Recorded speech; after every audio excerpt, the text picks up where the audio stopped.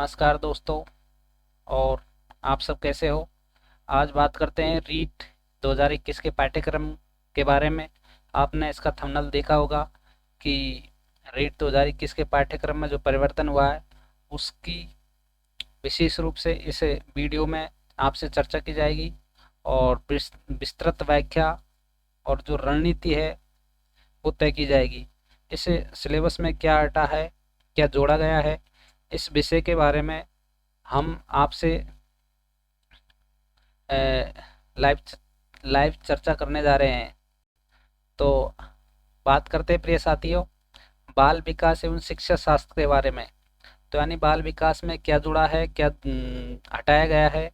तो आपको पता होगा इस सिलेबस में कि जो पहले के सिलेबस और अब का सिलेबस में कोई थोड़ा बहुत चेंजेज हुआ है, यानी एज इट इज जो पहले था वही है बाल विकास के अंतर्गत। यानी बाल विकास एवं जो शिक्षण विद्या है वो खंड के शीर्षक से नाम से है। तो पहली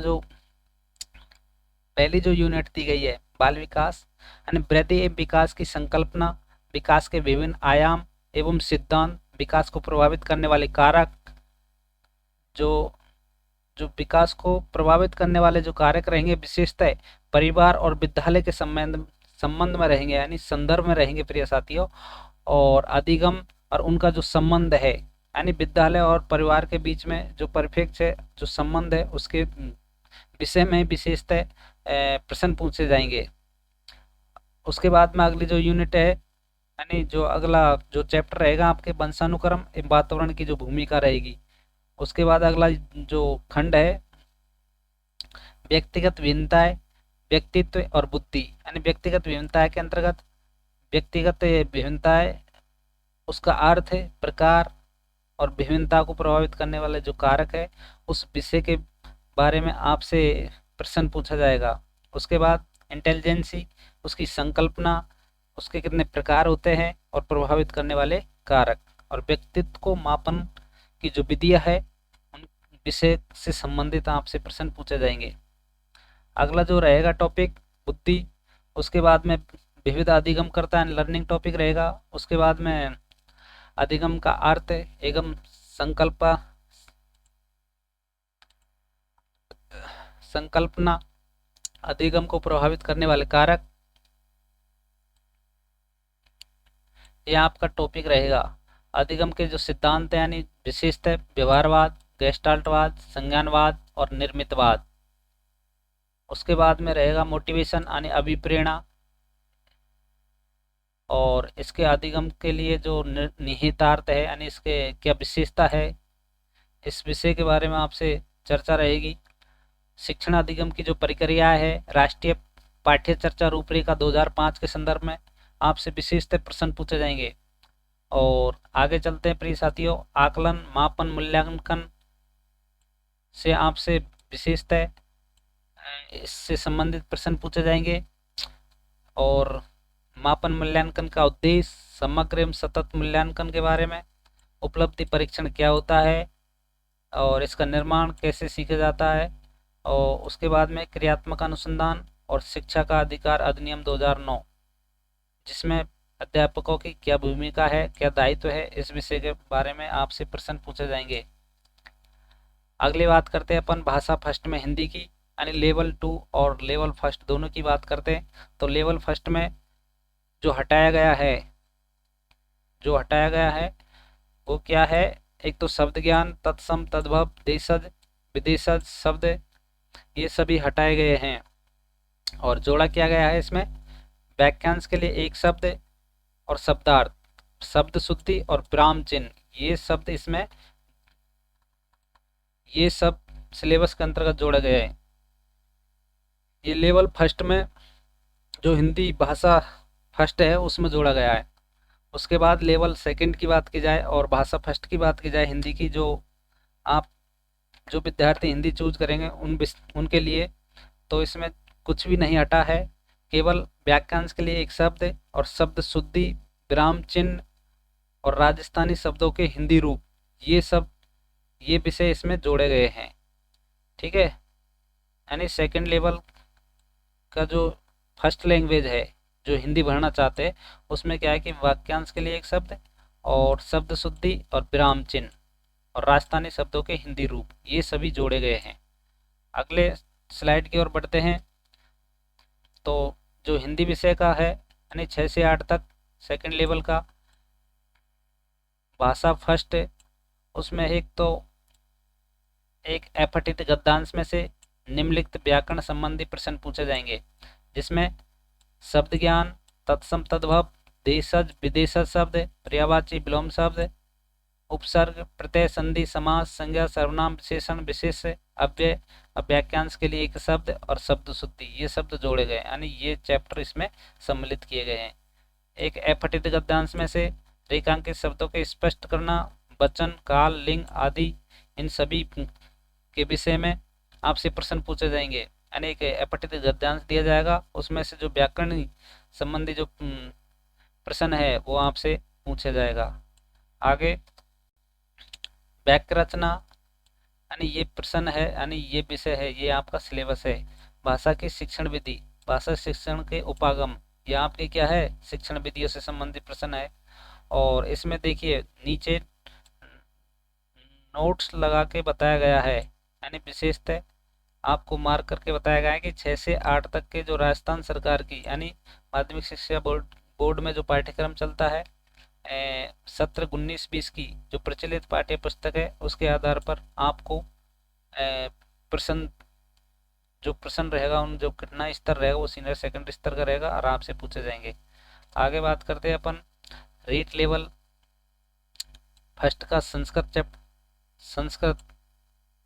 विषय की जो भाषा सेकंड बनना चाहते हैं, यानी लेवल फर्स्ट में कुछ भी नहीं हटा है, केवल संख्या ज्ञानम और समय ज्ञानम ये सब जोड़े गए। यानी अपन जो समय देखते हैं और संख्या को संस्कृत में किस तरीके से उच्चारण किया जाता है, ये सब जोड़े गए हैं। उसके बाद में लेवल सेकंड की अगर बात की जाए और भाषा सेकंड में संस्कृत की बात की जाए, तो संख्या ज्ञानम, समय ज्ञानम, माहेश्वरी सूत्राणी प्रश्न और अलंकार संबंधी प्रश्न, ये चैप्टर जोड़े गए हैं। यानी ज़्यादा चैप्टर बड़ा नहीं है, छोटे छोटे हैं। आगे देखते हैं। देखिए ये जो सिलेबस है वो इस प्रकार है। अपठित गद्यांश आएगा, एक अपठित पद्यांश आएगा जिसमें व्याकरण संबंधी प्रश्न पूछे जाएंगे, संधि, समास, कारक, प्रत्यय, छंद, अलंकार और माहेश्वर सूत्राणी यानी माहेश्वरी जो सूत्र है 14, उनसे संबंधित प्रश्न पूछे जाएंगे। उसके बाद में संस्कृत अनुवाद, स्वर व्यंजन, उच्चारण स्थान आदि और वाच्य परिवर्तन, ये इस चैप्टर में से आपसे इस प्रकार के प्रश्न पूछे जाएंगे। उसके बाद में है संस्कृत भाषा का जो शिक्षण विधि है उसके विषय में संस्कृत भाषा शिक्षण सिद्धांत और शिक्षण अभिरुचि, इनसे संबंधित प्रश्न रहेंगे। संस्कृत भाषा कौशल विकास जैसे श्रवणम, संभाषणम, पठनम, लेखनम, इससे संबंधित मौखिक लिखित प्रश्न, सतत मूल्यांकन, ये शिक्षण विधि है, इनसे संबंधित आपसे प्रश्न पूछे जाएंगे। और जो इनका जो कठिनाई स्तर रहेगा वो रहेगा कक्षा 12 से। अगली बात करते हैं अपन लेवल सेकंड की, यानी रीट लेवल सेकंड को, और सब्जेक्ट रहेगी जिसके एसएसटी उनके लिए है कि प्राचीन इतिहास में क्या जोड़ा गया है, क्या हटाया गया है।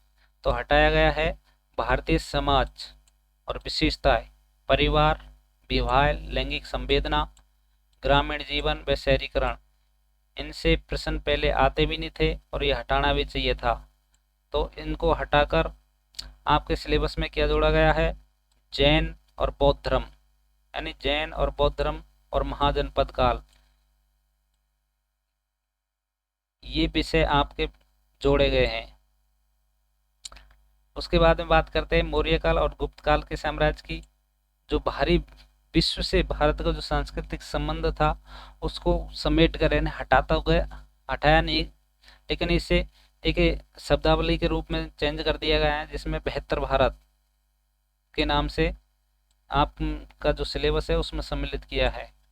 उसके बाद में मध्यकालीन आधुनिक इतिहास की बात की जाए तो मध्यकालीन जो सामाजिक और आर्थिक सांस्कृतिक दशा थी उसे हटाया गया है और भारतीय राष्ट्रीय आंदोलन यानी 1885 से और 1947 तक यानी पहले आपके क्या होता कि 1919 से 1947 तक का सिलेबस था, तो अब क्या है कि 1885 से और 1947 तक आपके विषय में जोड़ा गया है, आपके सिलेबस में जोड़ा गया है।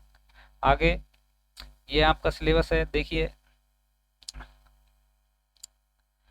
सामाजिक अध्ययन के शिक्षक बनना चाहते हैं उनके लिए है ये, और सामाजिक अध्ययन का है, इसमें कुल प्रश्न रहेंगे 60 और कुल अंक भी 60 रहेगा।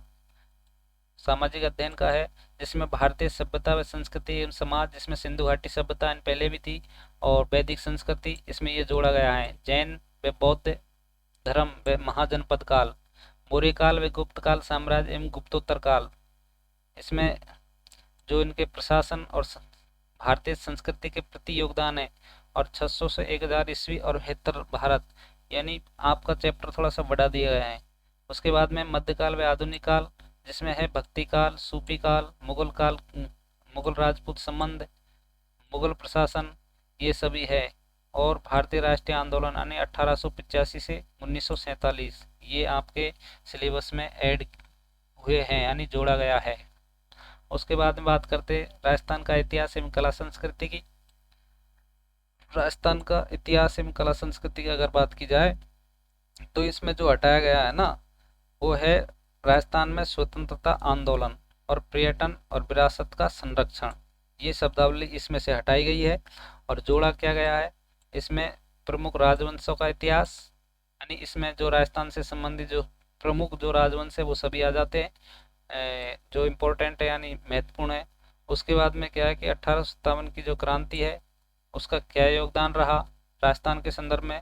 राजस्थान में प्रजामंडल, जनजातीय व किसान आंदोलन, राजस्थान के प्रमुख व्यक्तित्व, राजस्थान की कला एवं संस्कृति, स्मारक, चित्रकला, लोक नृत्य, लोक नाट्य, लोक देवता, लोक संत, लोक संगीत, वाद्य यंत्र, स्थापत्य कला, वेशभूषा, आभूषण, भाषा, ये आपके इस सिलेबस में जोड़ा गया है। यानी राजस्थान का जो इतिहास व कला संस्कृति है उसके अंतर्गत राजस्थान के अभ्यर्थियों के लिए अच्छा है कि बाहर के विद्यार्थियों को रोकने के लिए आपके विषय जो सिलेबस है उसमें राजस्थान का इतिहास जोड़ा गया है। देखिए इस प्रकार है, जो जो सिलेबस है उसमें राजस्थान के इतिहास में प्राचीन सभ्यता व जनपद, राजस्थान के प्रमुख राजवंशों का इतिहास, और 1857 की क्रांति का राजस्थान में क्या योगदान रहा, राजस्थान के प्रमुख प्रजामंडल, जनजातीय, किसान आंदोलन, राजस्थान का एकीकरण, राजस्थान के प्रमुख व्यक्तित्व। उसके बाद में राजस्थान की कला एवं संस्कृति में क्या है, तो राजस्थान की विरासत है, दुर्ग महल स्मारक है, राजस्थान के मेले त्योहार, लोक कलाएं, राजस्थान की चित्रकला, ये सभी आपके सिलेबस में ऐड किए हुए हैं। राजस्थान की जो वेशभूषा, आभूषण, राजस्थान की जो भाषा साहित्य है उसके विषय में भी आपसे प्रश्न पूछे जाएंगे। उसके बाद में भारतीय संविधान की अगर बात की जाए तो इसमें से हटाया गया धर्मनिरपेक्षता, जो आपको प्रस्तावना में पढ़ना पड़ता है और आगे भी इसका अलग से चैप्टर है, तो धर्मनिरपेक्षता इसे हटाया गया। इसकी जगह क्या जोड़ा गया है, भारतीय संविधान का निर्माण एवं विशेषता है, ये न्यू टॉपिक है, बाल अधिकार एवं बाल संरक्षण, ये आपके ऐड हुआ है। लोकतंत्र में निर्वाचन एवं मतदाता जागरूकता, ये भी आपके ऐड हुआ है यानी जोड़ा गया है। और सरकार गठन एवं कार्य राजस्थान के विशेष में ये संदर्भ में जिला प्रशासन व न्याय व्यवस्था, ये भी आपके जोड़ा गया है। देखिए सिलेबस में क्या क्या है कि भारतीय संविधान एवं लोकतंत्र, इसमें क्या है कि भारतीय संविधान का निर्माण, विशेषता, उद्देश्य का, मूल अधिकार, मूल कर्तव्य, सामाजिक न्याय, बाल अधिकार व बाल संरक्षण, लोकतंत्र में निर्वाचन व मतदाता जागरूकता, ये आपके जोड़े हुए हैं। सरकार गठन एवं कार्य में जो यूनिट है उसमें क्या है कि एक तो संसद आपको पढ़ना है, राष्ट्रपति, प्रधानमंत्री, मंत्रिपरिषद, उच्चतम न्यायालय, और राज्य सरकार की जो पंचायती राज और नगरीय स्वशासन है उसे आपको राजस्थान के विशेष संदर्भ में पढ़ना है। उसके बाद में विश्व भूगोल की बात की जाए, यानी विश्व के भूगोल की बात की जाए तो उसमें क्या हटाया गया है, क्या जोड़ा गया है, तो हटाया गया है पृथ्वी के प्रमुख घटक जैसे स्थलमंडल, जलमंडल और वायुमंडल, और चट्टानों के प्रकार, पृथ्वी की सतह पर परिवर्तनकारी आंतरिक बाहरी शक्तियाँ, संसाधन और विकास की यूनिट थी उसमें से क्या हटाया गया है, संसाधनों के प्रकार, संसाधन संरक्षण, ये सभी हटाए गए हैं। यानी इसे सभी ये टॉपिक पूरे हटा दिए गए हैं और क्या जोड़ा गया है, जिसमें पृथ्वी एवं हमारा पर्यावरण में जो अक्षांश और देशांतर ये सभी जोड़े गए हैं। और भारत विश्व के भूगोल में पृथ्वी की गतियाँ, वायुदाब एवं पवनें, चक्रवात, प्रतिचक्रवात, सूर्य ग्रहण, चंद्र ग्रहण, ये सभी टॉपिक आपके जोड़े गए हैं। और जलवायु और जैव मंडल पहले भी था और अब भी इस टॉपिक में ऐड हुआ है, यानी विश्व का जो भूगोल है उसमें जोड़ा गया है। और पर्यावरणीय समस्या व समाधान। उसके बाद में बात की जाए कि भारत का भूगोल में, तो भारत के भूगोल के अंतर्गत केवल जन सुविधाओं को हटाया गया है और उस टॉपिक के यानी इस टॉपिक के स्थान पर मृदा, खनिज में मानव संसाधन ये जोड़ा गया है। और राजस्थान के भूगोल की अगर बात की जाए तो इसमें से कुछ भी नहीं हटा है, लेकिन ऐड ही हुआ है यानी जोड़ा हुआ है। तो इसमें जलवायु, अपवाह प्रणाली, झीलें, नदी घाटी परियोजनाएं, नहरें, मृदा, वन जीव, ये सभी आपके जोड़े गए हैं। देखिए, विश्व के भूगोल की अगर बात की जाए तो पृथ्वी एवं हमारा पर्यावरण, एक तो ये यूनिट है जिसमें अक्षांश, देशांतर, ये सभी, चक्रवात है, चंद्र ग्रहण है, जलवायु है, जैव मंडल है, पर्यावरणीय जो समस्या है, ये संबंधी है, ये ऐड हुए आपके। भारत के भूगोल में बात की जाए, भारत का भूगोल एवं संसाधन जो यूनिट है उसमें भूआकृति प्रदेश, जलवायु यानी संपूर्ण जो भारत का भूगोल है वो ऐड हुआ है। उसके बाद में राजस्थान की भूगोल की बात की जाए तो भौतिक प्रदेश, जलवायु, अपवाह प्रणाली, झीलें, मृदा जल संरक्षण, संग्रहण पद्धति, कृषि फसलें, खनिज एवं ऊर्जा संसाधन संबंधी। और राजस्थान की प्रमुख नहरें, नदी घाटी परियोजनाएं, परिवहन उद्योग, जनसंख्या, पर्यटन स्थल और वन एवं वन जीवन, ये सभी आपके ऐड हुए हैं ये सिलेबस के अंतर्गत। ये सिलेबस आप विस्तार से दिया हुआ है, आप इसे अच्छी तरह से अध्ययन कर सकते हैं। उसके बाद में अर्थशास्त्र यानी कॉमर्स के जो विद्यार्थी है उन्हें इस एसएसटी में सम्मिलित किया है। सेकंड लेवल एसएसटी में सम्मिलित करने के कारण इस विषय को पहली बार सम्मिलित किया गया है। इसमें से क्या जोड़ा गया है? बीमा बैंकिंग प्रणाली और बीमा एवं बैंक के प्रकार, भारतीय रिजर्व बैंक एवं उनके कार्य, सहकारिता और उपभोक्ता जागरूकता यानी उपभोक्ता संरक्षण अधिनियम बनाया हुआ है, तो उस विषय में आपको बात करनी होगी। ये टॉपिक है अर्थशास्त्र के अंदर जो कॉमर्स के विद्यार्थियों के लिए लाभदायक होगा। ये आपके जोड़ा ये बीमा बैंकिंग प्रणाली है, ये सिलेबस में दिया गया है। उसके बाद में शिक्षा शास्त्रीय मुद्दे की अगर बात की जाए तो कुछ भी नहीं हटाया गया है और इसमें जो जोड़ा गया है सूचना एवं संचार प्रौद्योगिकी, जो सीखने के प्रतिफल है, ये शब्दावली इसमें जोड़ी गई है। यानी जो शिक्षण विधियाँ है किसकी? एसएसटी की। जो शिक्षण शास्त्रीय मुद्दे हैं यानी एसएस की जो शिक्षण विधियाँ है, परीक्षा, अनुभविक साक्ष्य, शिक्षण अधिगम सामग्री, सहायक सामग्री और सूचना एवं संचार प्रौद्योगिकी, प्रायोजना कार्य, सीखने के प्रतिफल, मूल्यांकन, ये सभी ऐड हुए हैं। तो इसमें ये विशेष रूप से दिया हुआ है कि बहुविकल्प प्रश्नों का मापदंड कक्षा 6 से 8 तक के राज्य सरकार द्वारा निर्धारित पाठ्यक्रम एवं शैक्षणिक सत्र यानी 19-20 में जो प्रचलित पाठ्य पुस्तक है उस आधार पर आपका जो एग्जाम का पेपर है वो निर्धारित होगा। लेकिन जो प्रश्नों का जो कठिनाई स्तर है वो आपकी सीनियर सेकेंडरी यानी कक्षा 12 की जो पाठ्य पुस्तक है उनको ध्यान में रखते हुए बनाया जाएगा। तो साथियों, ये जो परिवर्तन हुआ है वो सिलेबस के बारे में अपन ने चर्चा की है, तो आप इसे लाइक व कमेंट व शेयर करते रहिए और आपका प्यार व स्नेह इस तरीके से बना रहे और आप विस्तृत रूप से इस वीडियो को बार बार देखें, आपको समझ में आ जाएगा। ठीक है साथियों, थैंक यू फॉर वॉचिंग।